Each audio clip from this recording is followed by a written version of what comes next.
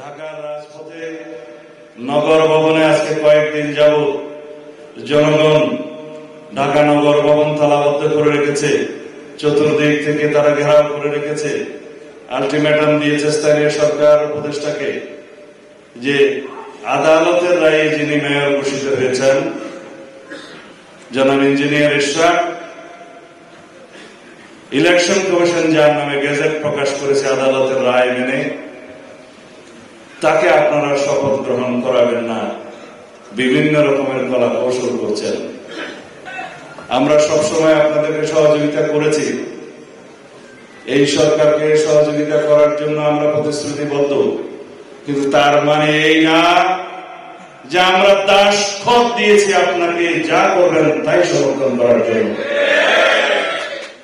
আমি আহ্বান করছি অতি অল্প সময়ের মধ্যে, পারলে আজকে কালকের মধ্যে ঢাকা দক্ষিণ সিটি কর্পোরেশনের মেয়র হিসেবে আদালত ঘোষিত জনাব ইঞ্জিনিয়ার ইশরাক হোসেনকে শপথ গ্রহণ করানোর ব্যবস্থা করুন।